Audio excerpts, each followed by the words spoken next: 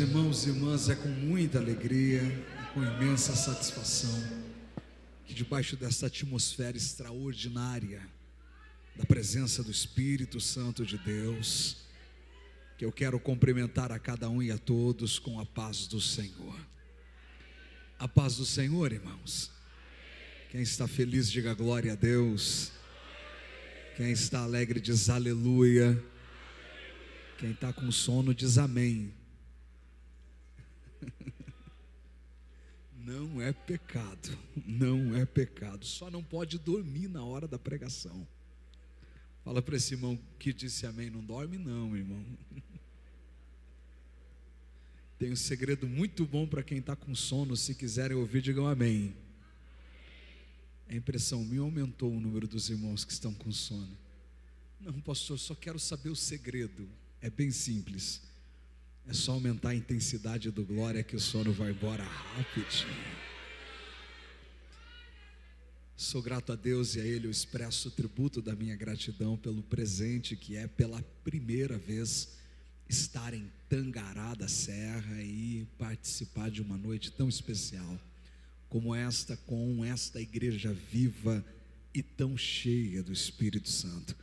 Que Deus em Cristo continue abençoando a vida de cada jovem, de cada irmão, de cada irmã de forma muito especial. Eu expresso também a minha palavra de honra e gratidão ao sacerdote que Deus instituiu sobre esta casa, o anjo do Senhor aqui em Tangará, nosso pastor presidente, pastor Jair Fagundes.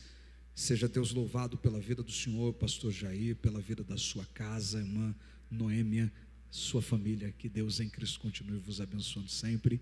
Trago o abraço do nosso pastor presidente, pastor Wagner Gabi, que é o presidente da Assembleia de Deus em Curitiba, ao senhor, ao ministério e a toda a igreja em Tangará da Serra. Que Deus abençoe muito toda a diretoria, na pessoa do pastor Joel, que é o vice-presidente deste campo.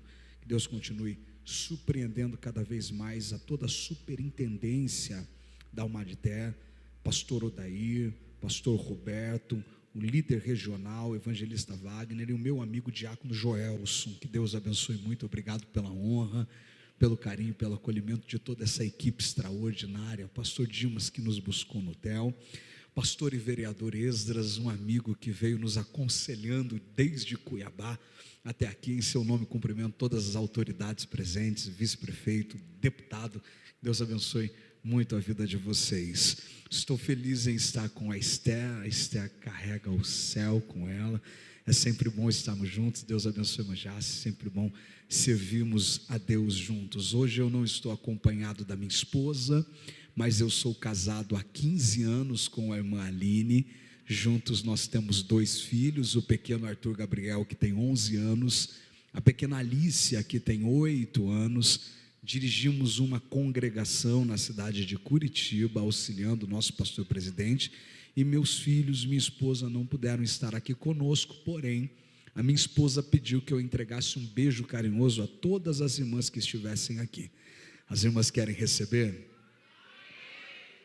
E para os irmãos não ficarem com inveja, ela disse: dê um aperto de mão e a paz do Senhor para cada irmão. Os irmãos querem receber? Não precisa mais do que isso, né? Tá bom demais. Quem quiser conhecer um pouquinho mais a minha família, meu ministério, depois do culto, você pode nos encontrar nas redes sociais, André Santos _AS. AS é de André Santos, é o nosso Instagram, e lá você vai conhecer tudo o que temos produzido para o reino. Aos que estão de pé e querem ouvir uma palavra de Deus, eu vos convido à leitura de um texto que está no Evangelho de Jesus Cristo, segundo escreveu o evangelista Mateus, capítulo de número 25. Evangelho de Jesus Cristo, segundo escreveu o evangelista Mateus, capítulo de número 25.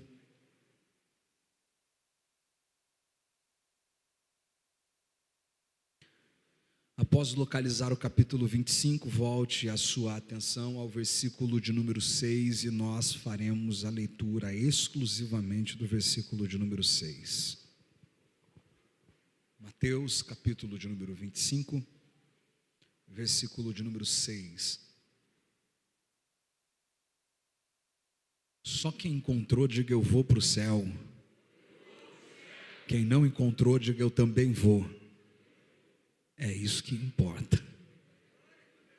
Está escrito assim: mas à meia-noite ouviu-se um clamor. Aí vem o esposo, saí-lhe ao encontro. Quantos podem dizer amém? Nós estamos em um congresso de férias para jovens e eu quero usar a liberdade que este evento nos proporciona, uma vez que é um evento de jovens. Eu quero que você olhe para alguém que está do seu lado, mas não olhe para essa pessoa com um olhar normal agora. Não é para olhar para ela com um olhar comum. Agora eu quero que você olhe para essa pessoa com o olhar de profeta. Lembra aquele olhar quando a gente era criança? Geralmente tinha uma irmã de coquinho na cabeça que olhava para a gente e a gente pedia perdão até pelos pecados que a gente não cometeu. Quem lembra desse olhar? É esse olhar que você vai fazer para esse crente que está do teu lado. E se tiver coragem, vai fazer dedo de profeta. Olha aí o que é uma igreja ensinada, sabe que é dedo de profeta. Você acredita que tem autoridade na tua vida? Sim ou não? Olha bem nos olhos deste jovem, aponta o dedo para ele agora e libera a palavra dizendo: pode se assentar.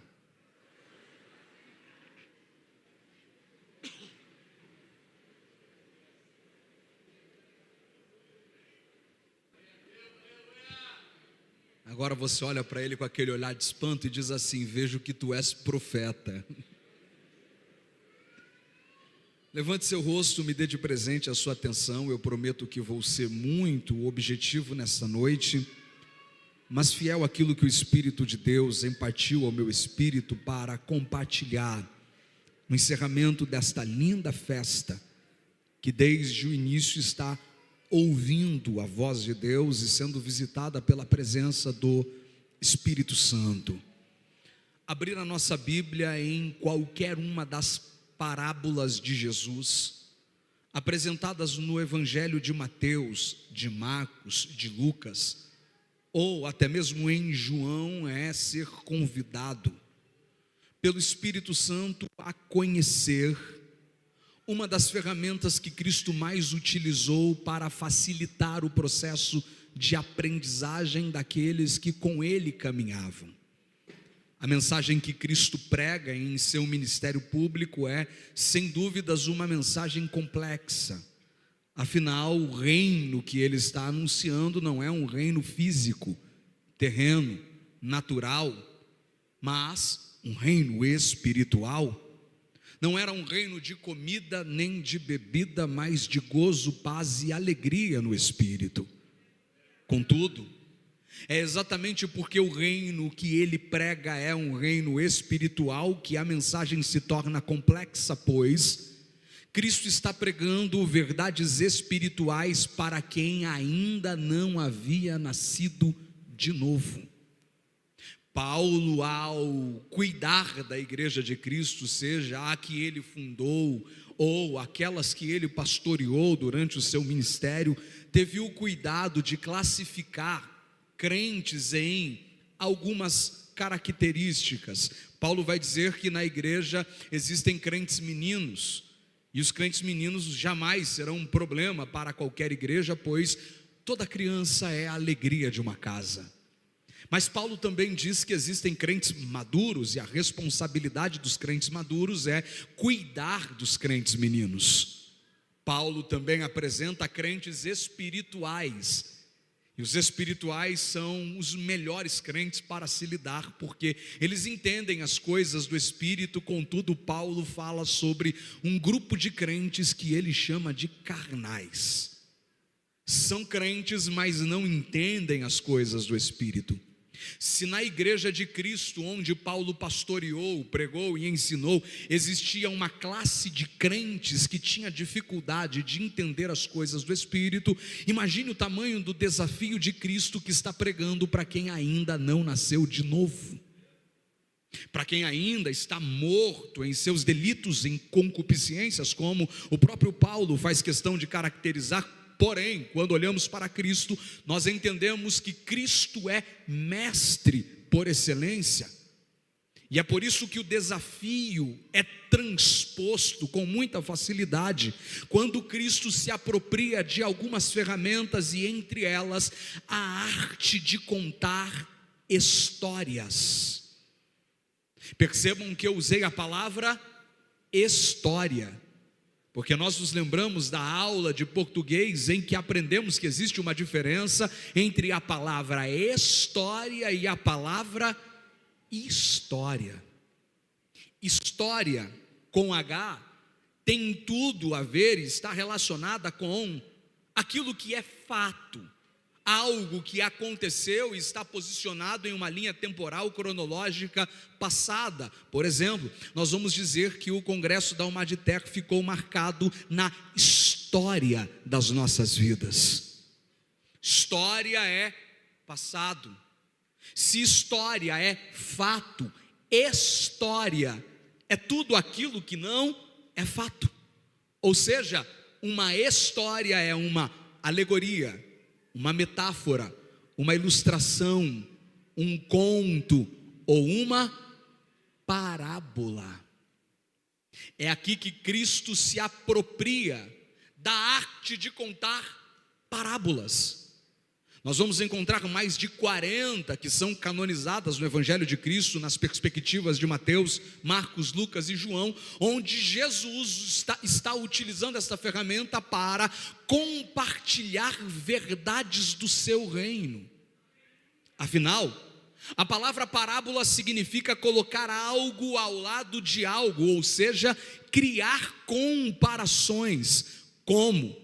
As verdades que Cristo está pregando são verdades espirituais, e a humanidade ainda não havia experimentado um novo nascimento. Cristo compara as verdades espirituais com realidades terrenas, naturais, físicas, cotidianas, rotineiras, para que aqueles que estivessem o ouvindo absorvessem as mensagens do reino. Logo, todas as vezes que nós abrimos a nossa Bíblia em qualquer uma das parábolas de Jesus, nós não estamos apenas diante de uma história, mas nós estamos diante da oportunidade de conhecer segredos de Deus para as nossas vidas. É por isso que o meu coração se alegra em uma noite como esta, porque nós estamos diante de uma parábola e Deus reservou o encerramento desta festa para compartilhar algumas verdades com aqueles que vieram ouvir a sua voz. E eu preciso saber aonde estão aqueles que querem ouvir a voz de Deus. Se entendemos que a parábola é uma alegoria, uma metáfora, uma ilustração, uma história, logo o que ela está se ocupando em nos apresentar não é o enredo de toda a ilustração, mas os segredos que nele estão. Quando olhamos para a parábola do capítulo 25, uma das parábolas que nós mais ouvimos, conhecemos, pregamos, ensinamos, até cantamos sobre ela. Óbvio que nós temos um domínio maior sobre o que aqui está sendo apresentado, mesmo sabendo que esta parábola é alvo de diversas interpretações. E esta não é a nossa proposta na noite deste domingo, caminharmos pelas interpretações ou pelas teorias, até porque aqui eu já ouvi pessoas dizendo que Cristo está falando para judeus considerados messiânicos, representados nas virgens prudentes, e judeus que não aceitaram a Cristo, representado nas virgens loucas. Mas já ouvi também alguém dizendo que aqui Jesus está falando sobre o uso prudente dos 5 sentidos e o uso negligente dos 5 sentidos. Ou Jesus estaria falando sobre o uso dos 5 ministérios de forma prudente, ou o uso dos 5 ministérios de forma negligente, ou até mesmo da igreja, daqueles que estão preparados e daqueles que não estão preparados. Contudo, para além destas interpretações, a parábola do capítulo de número 25 repousa sobre uma ênfase E a ênfase está sintetizada no último versículo, o versículo de número 13. Pois depois de desenhar toda esta história, é como se Jesus estivesse dizendo: tudo isso que eu estou contando para vocês é para que vocês vigiem, porque vocês não sabem nem o dia, nem a hora em que o Filho do Homem há de vir. Independente de qual seja a perspectiva da interpretação da parábola, o que a Bíblia está nos garantindo é que tudo o que Cristo está nos mostrando nesta história serve como sinalização para alertar aqueles que esperam a vinda do Filho do Homem. Pergunte para quem está do seu lado: você está esperando a vinda dele? Pergunte para ele se ele está esperando. No mínimo um glória a Deus com vontade vai sair da boca deste jovem pentecostal. Se a ênfase está repousando no alerta à vigilância, o que Cristo começa a desenhar nesta história é um cenário onde as características são sinalizadores do ambiente que antecederá a vinda do Filho do Homem. Para estes preciosos minutos que benevolentemente recebi, eu quero que você redobre a sua atenção, pois nós iremos olhar para estes sinalizadores, entendendo o que Cristo está propondo aqui, como um ambiente que antecederá a volta do Filho do Homem, e comparar, ver se isto que Jesus está apresentando tem a ver com a realidade que nós estamos vivendo. Primeiro, quando Jesus compara a vinda do Filho do Homem, ele está criando um cenário de casamento. É interessante que a noiva não aparece, óbvio que está subentendido que ela está em algum momento, pois jamais existiriam virgens preparadas para um casamento se não existisse uma noiva. Mesmo que a noiva não esteja aparecendo, aqui há um ambiente de festa, de celebração, de expectativa. 10 virgens se preparam para esta festa, o horário é marcado, tudo está acontecendo conforme manda as normas de um casamento litúrgico dentro da tradição judaica. Porém, o primeiro sinalizador aparece quando a história foge do seu roteiro natural. Afinal de contas, o casamento para um judeu é sim um dos compromissos onde ele, que naturalmente já é responsável com suas regras, com suas normas, até porque todo judeu é criado debaixo de uma legislação e de uma orientação fiel a cada detalhe, no cumprimento de ritos, no cumprimento de normas. Logo, atraso não faz parte da cultura judaica.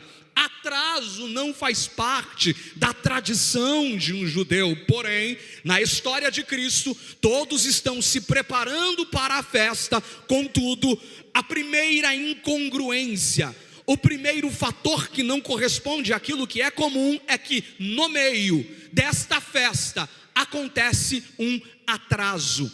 O noivo não chega na hora que eles esperavam. A primeira sinalização que Cristo está nos mostrando é que o ambiente que irá anteceder a volta do Filho do Homem será marcado pela sensação de que o noivo não virá mais. Afinal de contas, era para ele já ter chegado, já era para ele ter se apresentado. As horas estão passando e ele não veio. As horas estão correndo e nada dele chegar. Será que ele não vai mais vir? Porque se não veio até agora, talvez ele nem venha mesmo. A primeira referência que Cristo está nos dando é que antes da vinda do Filho do Homem, haverá uma sensação de que o noivo não mais voltará.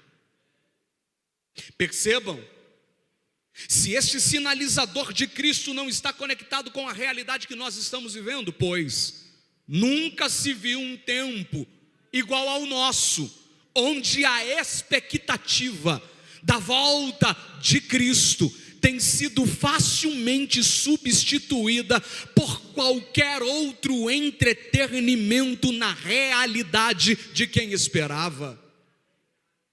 Nunca se viu um tempo onde a volta de Jesus passou a ser relativizada, e isso não de forma clara ou objetiva, mas de forma inconsciente, subconsciente, nas entrelinhas da nossa realidade, onde percebemos que há uma sensação de que Jesus pode nem voltar agora mesmo. Prova disso, basta lembrarmos de como éramos há tempos atrás. Eu me lembro de quando criança, tive o privilégio de crescer na igreja, e várias eram as vezes em que reuniões de ceia eu ouvia o meu saudoso pastor Alvino Borba pregando sobre a volta de Jesus. E naquela pequena congregação, em um dos bairros mais simples da cidade de Curitiba, todas as vezes que ele pregava sobre a volta de Jesus, eu me lembro da sensação de que Jesus poderia voltar naquele mesmo momento. E por isso, sempre que ele dizia: se há alguém que tem medo de não subir caso a trombeta toque agora, vem aqui à frente, nós iremos orar por você.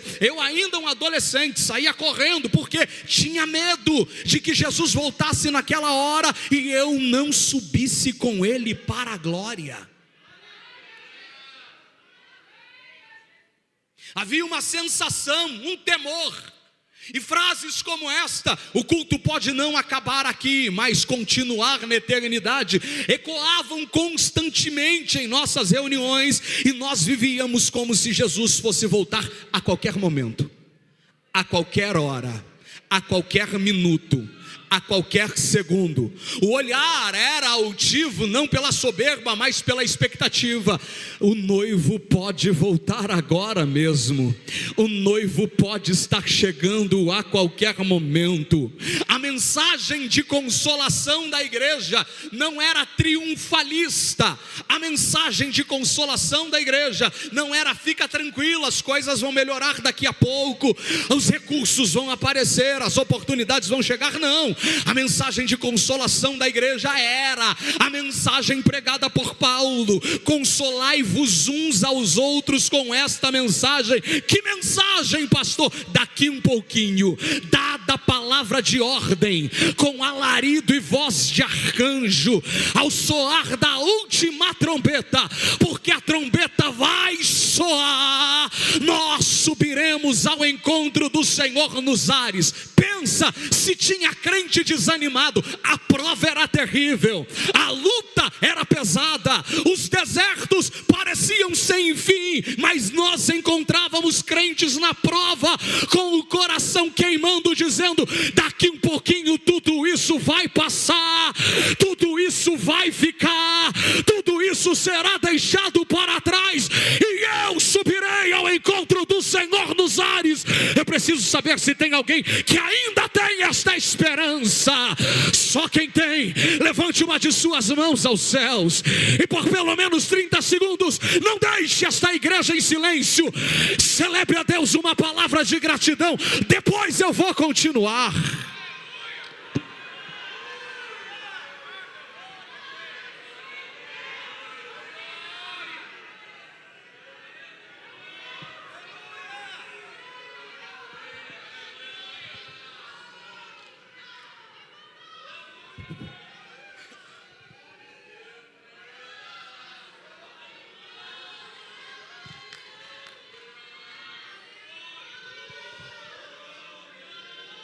Havia uma expectativa gigantesca em nossos corações. Contudo, o noivo não veio ainda. Quantos dos nossos pais já dormem no Senhor? Tive o privilégio de crescer ouvindo o meu saudoso pastor presidente, pastor José Pimentel de Carvalho, que muito pregou sobre a volta de Jesus. Ele já dorme no Senhor e o noivo ainda não veio.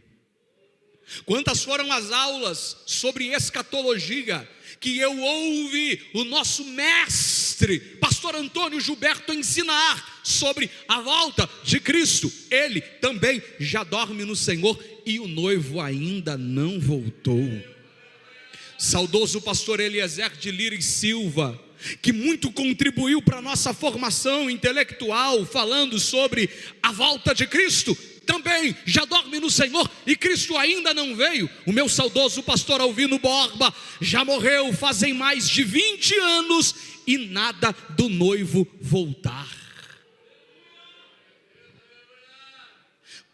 Como o noivo ainda não chegou, há um segundo sinalizador que Cristo apresenta. O noivo não chegou na hora que eles esperavam.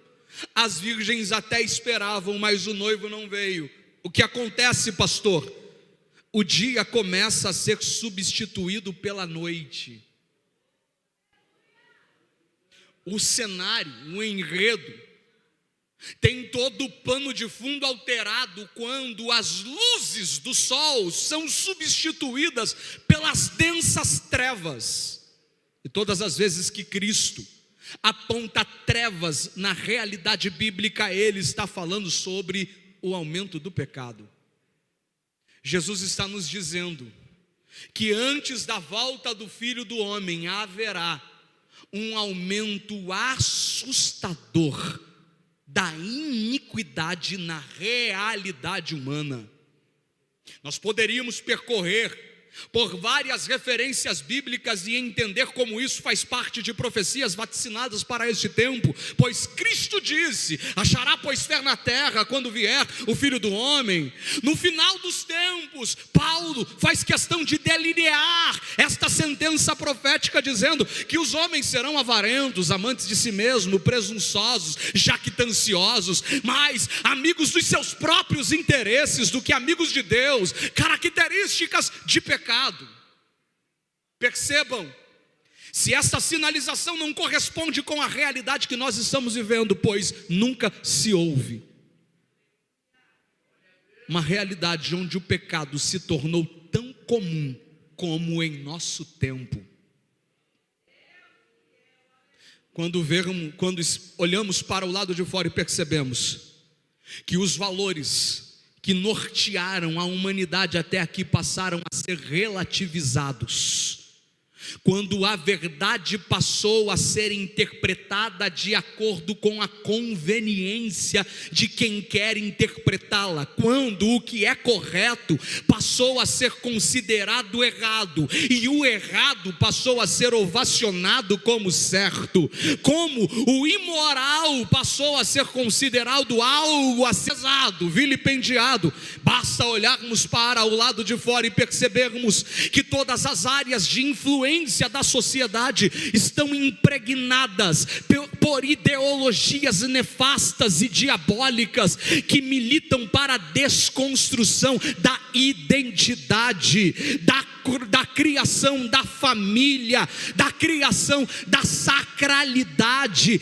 militam para destruir gênero, destruir família, destruir Deus da mente de crianças e adolescentes. Basta perceber que os heróis desta geração, os maiores influencers, são conhecidos por viverem à margem da imoralidade, e isto ser aceito como comum. E o problema é que o pecado não está sendo visto aumentar apenas do lado de fora.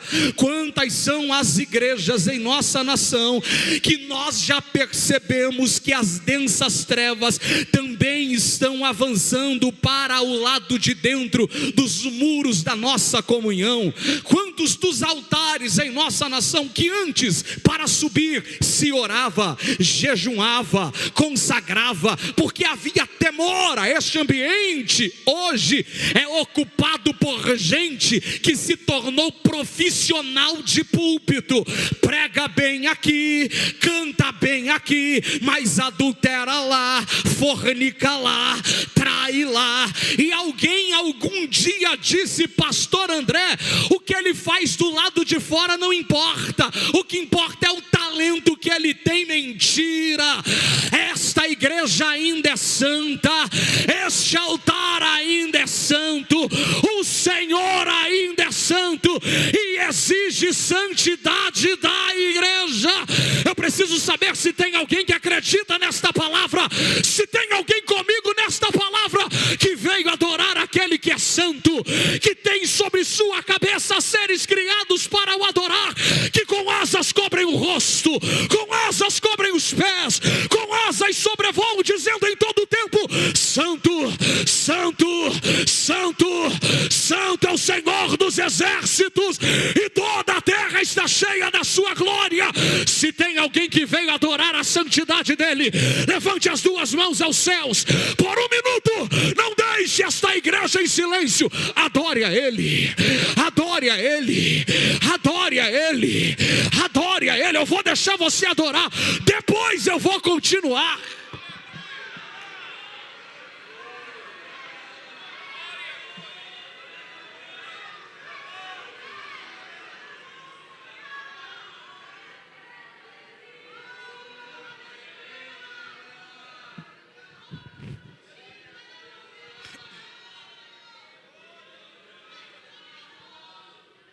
Diga para quem está do seu lado: primeiro, a sensação de que ele não vem.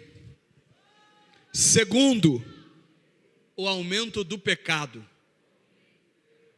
Terceiro, a dificuldade de permanecer olhando para o alto. Jesus vai dizer que como o noivo não vem, a noite chega e noite foi feita para dormir. Lutar contra o sono à noite é um desafio. Nós, em nosso universo biológico, somos preparados para descansar à noite. A falta de sono ou a falta de um sono regular traz infinitos problemas para o corpo humano, porque a noite foi feita para dormir. Ou seja, à noite, o organismo se torna mais letárgico, lento, vagaroso, e a tendência de quem estava olhando para o alto é começar a baixar a cabeça. Eu sirvo a Polícia Militar do Estado do Paraná há 14 anos, tive a alegria de servir o Exército Brasileiro, e eu me lembro de quantas foram as vezes em que guardas noturnas foram ocupadas por mim, e quando pelas altas horas da madrugada, mesmo tentando se manter em prontidão, eu percebia que o sono vinha de forma violenta para tentar sequestrar a nossa atenção. Como a noite está pesada, aquelas que estavam preparadas para a festa não conseguem permanecer com um olhar expectante, altivo, esperando ele aparecer. Elas abaixam a cabeça. A palavra cochilar que Mateus emprega está relacionada a quem não olha mais para cima, mas está com a fronte olhando para baixo. Seus olhos vão fechando. A terceira característica que Jesus está dizendo é que antes da vinda do Filho do Homem, aqueles que estavam com o olhar para o alto não mais terão tantas forças para continuar olhando para o alto, mas estarão olhando para baixo. Percebam se esta terceira referência não corresponde à realidade do nosso tempo, pois nunca se viu um tempo onde a igreja se preocupou muito mais com as coisas de baixo do que com as coisas do alto.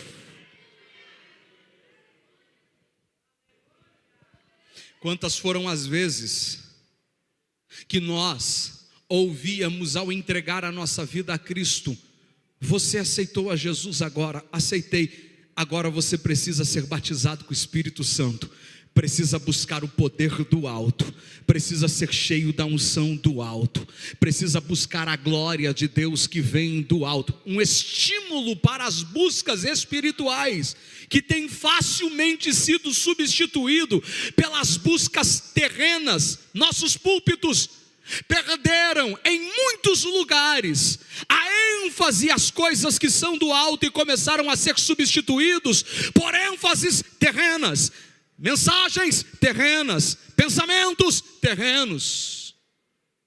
Havia-se uma expectativa muito grande de que Cristo voltasse. E isto antes da virada do milênio, a década criada pela nossa igreja chamada a década da colheita. Nos anos 90, vários dos nossos congressos eram dominados pelo tema: Jesus breve voltará, é já a última hora, desperta, o noivo vem. Havia uma expectativa de que Jesus pudesse voltar àquela hora, antes que o ano 2000 terminasse. E isto não era apenas uma expectativa da igreja. Do lado de fora tinha gente que se regia por falsas profecias que diziam que o mundo iria acabar no ano 2000. Havia uma frase que você vai conhecer: 1000 chegará, mas 2000 não passará. Muitas pessoas venderam propriedades, posses, casas, porque pensavam que o mundo ia acabar. Pois bem, o mundo não acabou. Eu me lembro de estar dobrando o joelho às 23h55 do dia 31 de dezembro de 1999 e me levantar 5 minutos após a entrada do novo ano, com o nosso pastor dizendo: levante-se, estamos começando um novo ano, que Deus abençoe a sua vida, a sua casa. Pois bem, fazem 26 anos que isso aconteceu. Jesus não veio. E qual foi o problema, pastor? Aqueles que estavam esperando a volta de Cristo começaram a se importar apenas com as coisas de baixo, apenas com as coisas da terra. A mensagem de prepara-te, o noivo vem, começou a ser substituída pelos 7 segredos do sucesso, as 5 verdades da independência, como conquistar as coisas aqui. Pastor, é problema conquistar aqui? De forma alguma. O problema é se apaixonar pelas coisas daqui e se esquecer que a gente não é daqui. O problema é gostar mais das coisas daqui e perder o foco das coisas que são de lá. Nós não somos ignorantes, nós somos do reino, temos que avançar. Porém, o nosso coração não é dominado por tesouros terrenos. É Jesus quem disse: não coloque o seu coração aqui, porque o ouro, a prata, ladrão rouba, a ferrugem corrói. Antes, ajunte tesouros no céu, aonde a traça não pega, aonde a ferrugem não corrói, aonde o ladrão não pode roubar. Sim, a gente pode caminhar aqui, porém, sem se esquecer, a gente não é daqui. Somos peregrinos e forasteiros em terra estranha. Eu preciso saber se tem alguém que entende esta palavra.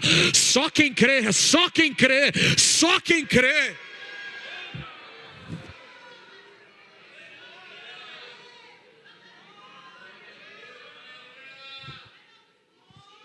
Aqui eu encerro. Primeiro, a sensação de que o noivo não veio. Segundo, o aumento do pecado. Terceiro, quem esperava sentindo o peso da noite, passando agora a cochilar.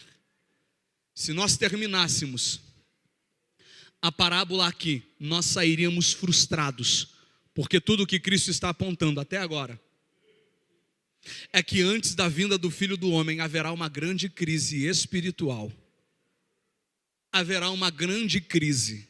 Contudo, a história não acaba em crise. Eu vou repetir: a história não acaba em crise. Eu imagino alguém do lado de fora, dizendo: se prepararam à toa, gastaram a sua vida à toa, se sacrificaram à toa, o noivo não veio, estão lá esperando e não vai ter festa, não vai ter casamento, agora estão todos cochilando. Quem mandou se santificar? Quem mandou se separar? Quem mandou se purificar? O noivo não vai vir. Porém, é no meio do cenário de crise, onde alguém está dizendo o noivo não vem, que aparece um personagem desconhecido na história. Ele não tem nome, porque a ênfase jamais recairá sobre ele. Ele não quer chamar a atenção para ele. A missão dele é trazer luz para para o noivo, é no meio da crise que ele aparece, de forma anônima, mas todos ouvem a sua voz. Quem estava dormindo, ouve a sua voz. Quem estava cochilando, ouve a sua voz. Quem estava desesperançoso, ouve a sua voz. E o eco da sua voz não atrai a atenção para nenhum outro motivo, senão a mensagem que ele grita: pastor, qual é a mensagem? Acorda, o noivo está vindo. Acorda, o noivo está vindo. Acorda, o noivo está vindo. Desperta, o noivo está vindo. Eu preciso saber se tem alguém que entende o que o Espírito está falando conosco nesta noite. Só quem crê, levante uma de suas mãos aos céus. Pastor, qual é a quarta verdade? A quarta verdade que Jesus está nos dizendo é que antes da vinda do Filho do Homem, o amigo do noivo chamado Espírito Santo vai aparecer na história para dar o grito de um avivamento e dizer para a igreja: desperta, o noivo vem! Desperta, o noivo vem! Acorda! Vai ter casamento sim! Vai ter festa sim! O noivo vai chegar sim! Eu preciso saber se tem alguém que crê. Por um minuto só quem crê. Não deixe esta casa em silêncio. Quem tem glória, diga glória. Quem tem aleluia, diga aleluia. Quem é batizado com o Espírito Santo, comece a orar em línguas agora. Eu vou deixar você orar, depois eu vou continuar.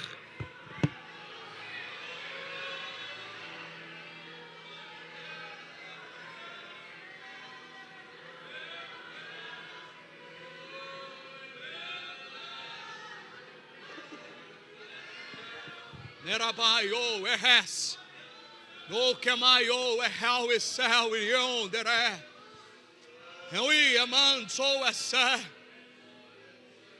nerau eu e que me odes. Segura na mão deste jovem que está do teu lado, segura na mão desta moça, deste moço, segure a mão dele, segure a mão dela, levante a mão dele ao alto, isso. Há uma palavra profética sendo liberada sobre as nossas vidas na noite deste domingo. O que tem de gente dizendo que a nossa geração irá fracassar, o que tem de gente se valendo das redes sociais para dizer que essa é a pior geração, o que tem de gente apontando o dedo para nós, nos tornando uma geração infrutífera e inválida, pensando que esta será a realidade do nosso tempo. Mal sabem eles que o amigo do noivo chamado Espírito Santo já começou a gritar em Tangará da Serra, no estado do Mato Grosso, na nação brasileira.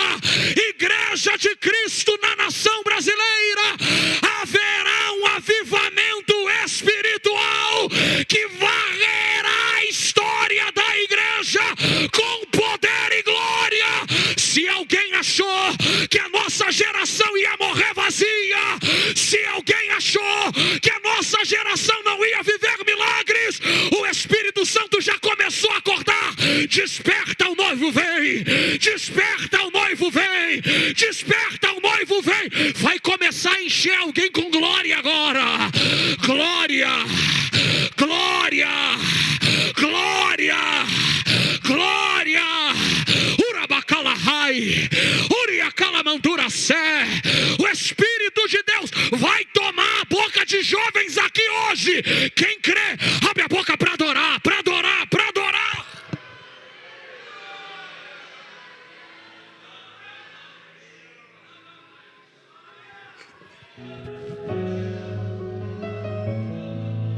Não se assuste. Deus vai começar a tomar a boca de jovens que, quando abrirem a Bíblia para pregar, paralíticos irão se levantar. Deus vai tomar a boca de moças que, quando começarem a cantar, cegos voltarão a enxergar. Se alguém achou que a nossa geração iria se contentar com uma realidade realidade vazia e superficial, estão enganados.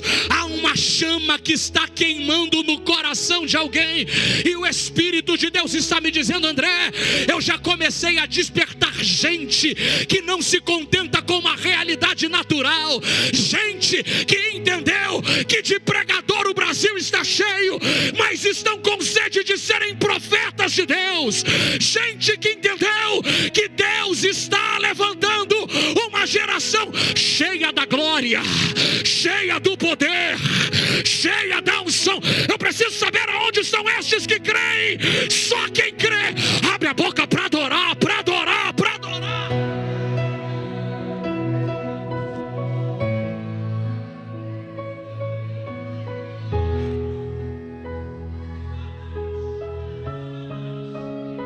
Deus vai começar a acordar adolescentes e jovens de madrugada. Se preparem. Nós vamos voltar a ver as nossas crianças serem levadas para casa nos braços dos pais, falando em línguas estranhas. Tremantu, rebal, ekendo, ehes.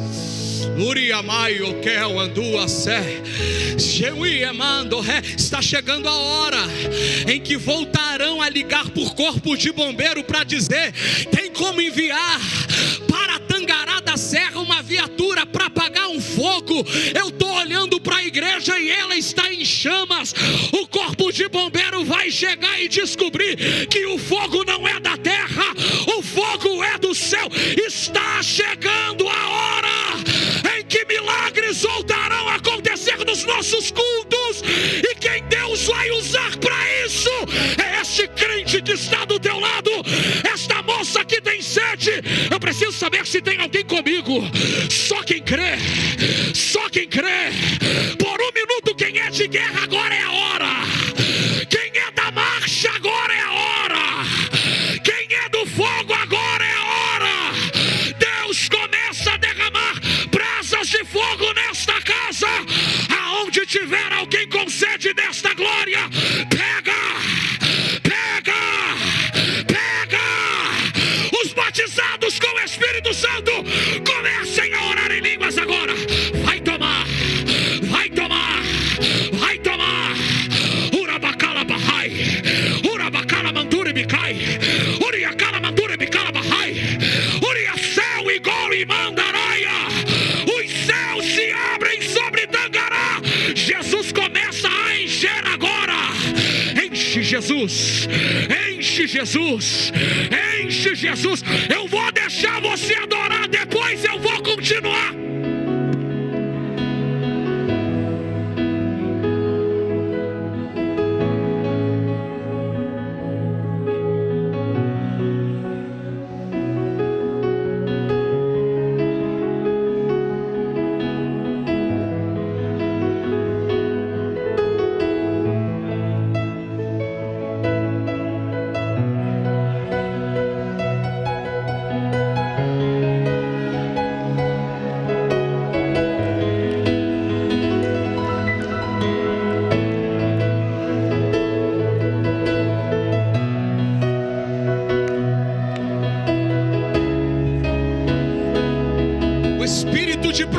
Ministra o meu espírito nesta noite, que orações serão respondidas. Nobres irmãs do círculo de oração, nobres obreiros que há anos militam nesta obra e que derramaram lágrimas dizendo: Senhor, como eu gostaria que o Senhor fizesse de novo. O tempo em que a gente entrava nos cultos, sabia como ia começar, mas não imaginava como ia terminar. Senhor, faz de novo, faz de novo, faz de novo.